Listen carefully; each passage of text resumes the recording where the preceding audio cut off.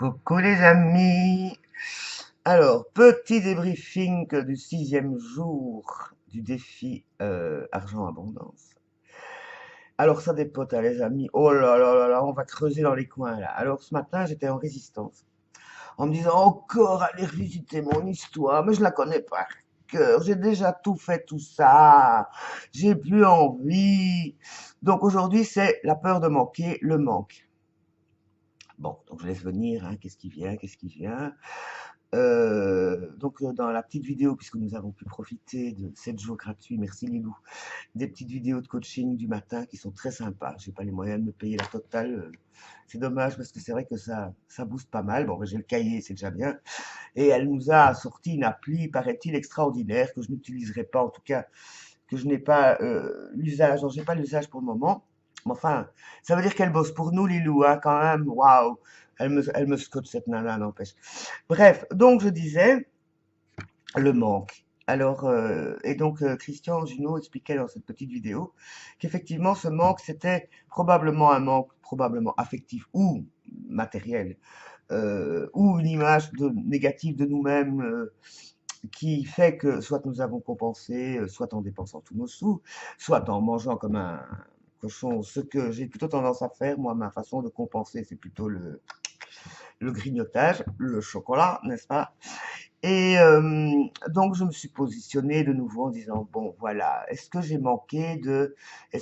Bon, au niveau des besoins essentiels, je n'ai jamais manqué. Hein, j'ai jamais eu faim, hein, j'ai jamais manqué de l'essentiel.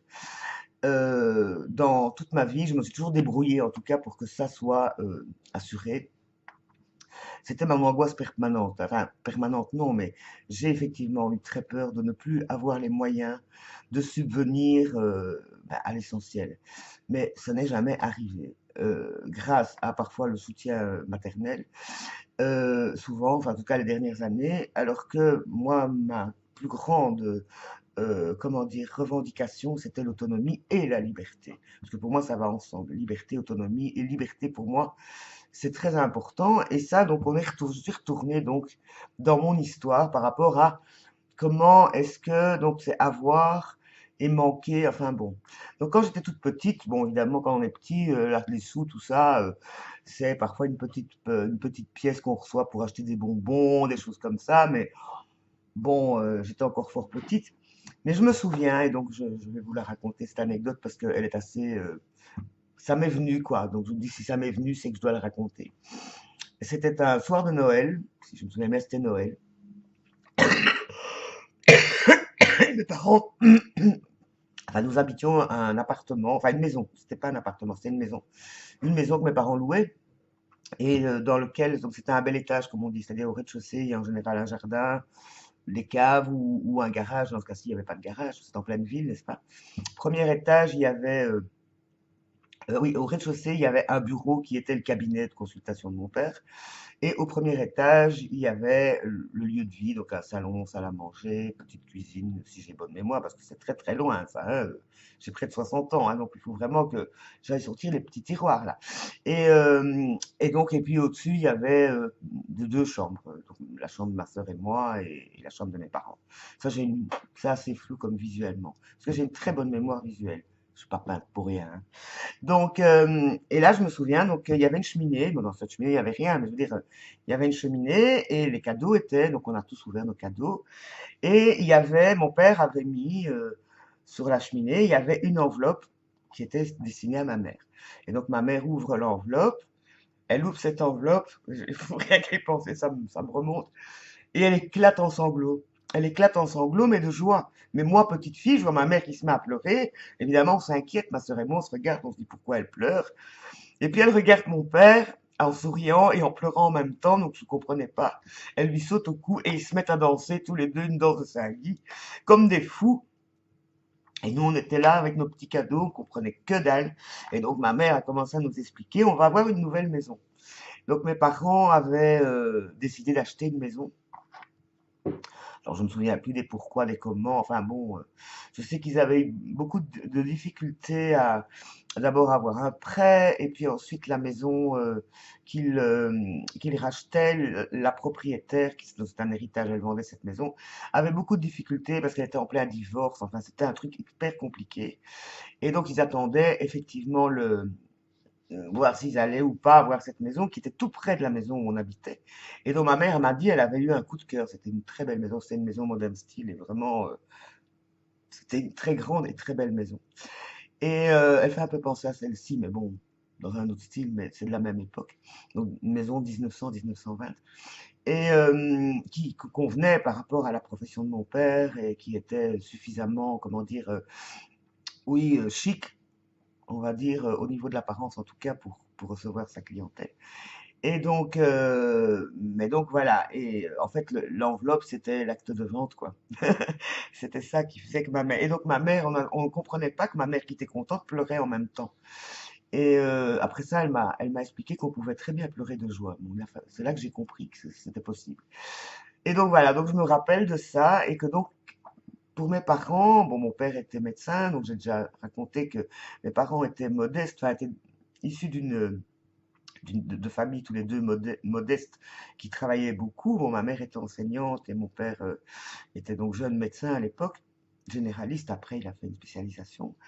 Mais 10 ans, enfin quelques années plus tard, un peu moins de 10 ans plus tard, mes parents donc ont divorcé.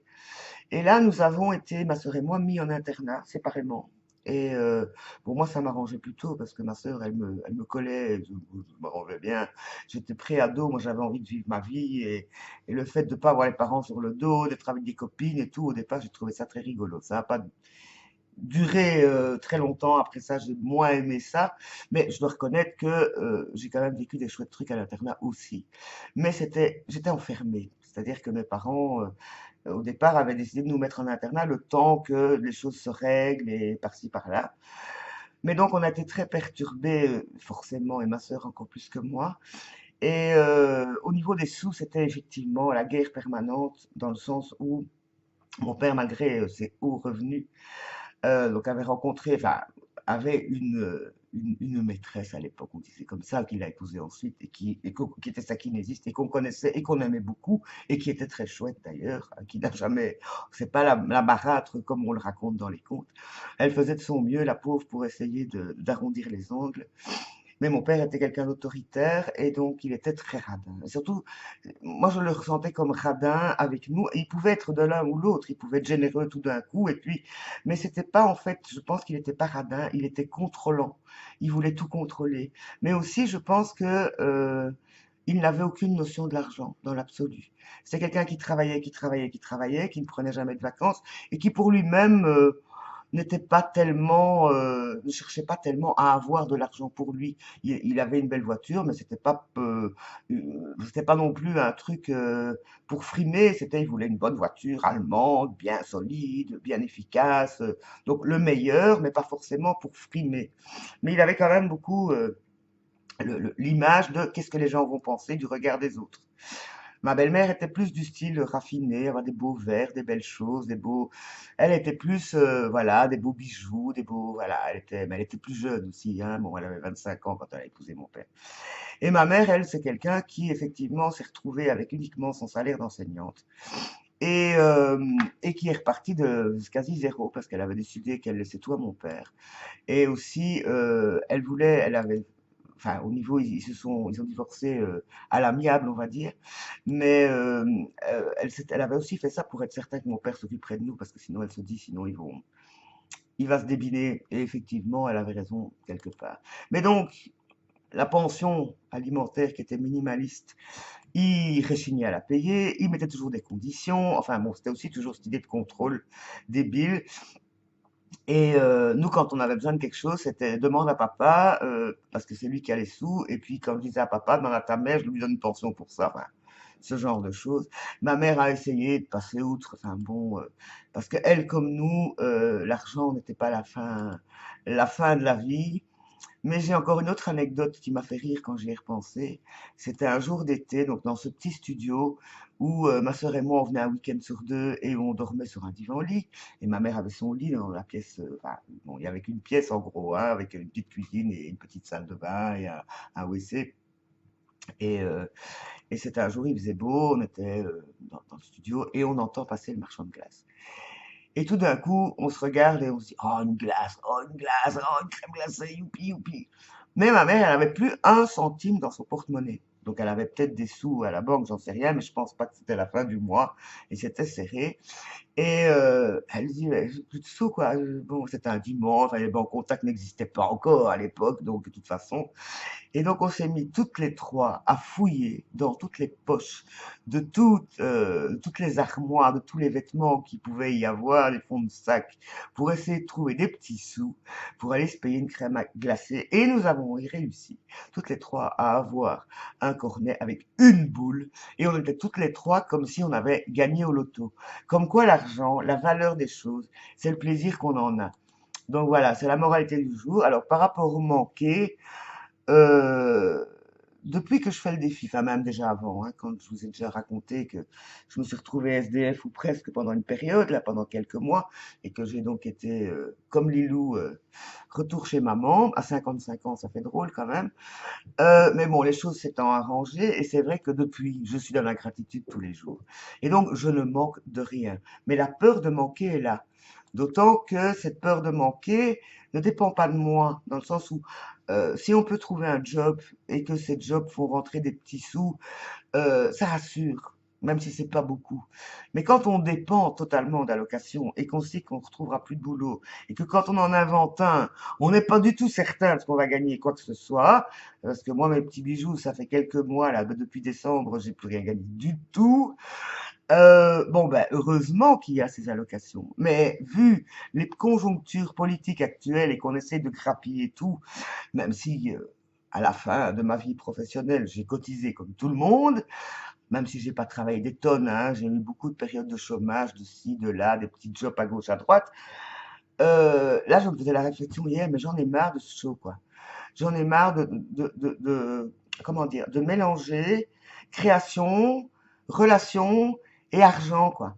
Le fric, c'est juste un truc pour troquer, quoi. Ça m'embête, l'argent. Oui, bon, c'est pas grave, hein, je vais pas refaire le monde à moi toute seule. Donc là, je viens d'aller faire des mini-courses parce qu'il me manquait du café. Scandale. Et quand je faisais mon tour, j'avais vraiment besoin de deux, trois trucs, hein, du café, j'avais plus de vinaigre pour mettre dans ma machine à laver, enfin, deux, trois bricoles. Et donc, j'ai dépensé quoi, 12 euros, un truc comme ça. Et puis, quand je sortais, que je voyais tous ces gens, enfin, il n'y avait pas grand monde à cette heure-ci, il n'y a pas grand monde dans mon petit supermarché, qui est pas si petit que ça d'ailleurs. Et je me disais, mais non, d'une pipe, cette abondance de bouffe dans tous les coins, enfin, il n'y a pas que la bouffe, mais beaucoup. Mais moi, ça m'écœure, quoi. Il y a trop, j'ai même plus envie de dire, allez, ouah, je vais manger ça, ouah. Ben non, quoi. J'ai même plus ça, quoi. Donc, je dépense rien. Et quand je dois dépenser, je me dis même, est-ce que vraiment, je sais que mon frigo, il y a tout ce qu'il faut dedans, quoi. C'était juste le café qui manquait. Donc, ben, j'ai été chercher du café. C'est tout. Et puis, bon, oui, je dis vinaigre parce que j'ai fait ma petite liste, hein. Je fais ma petite liste quand je vais faire mes courses. Et voilà. Et oui, ah oui, j'ai fait une folie. Je me suis acheté un avocat. Ce soir, je mange de l'avocat. Bon, ben voilà, ben il est bien. Je m'empêche de regarder la suite de demain. Je sens qu'on va encore remuer des bazars. Mais j'en ai marre d'aller voir dans mon histoire. Moi, c'est aujourd'hui, demain qui m'intéresse. C'est demain. Qu'est-ce que je vais faire demain, hein?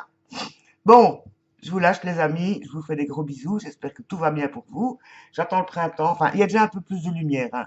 Mais il fait gris dans ma maison, il fait gris tout partout. J'ai acheté des jacinthes dans un petit pot pour que ça sente bon, pour faire croire que le printemps c'est dans pas longtemps.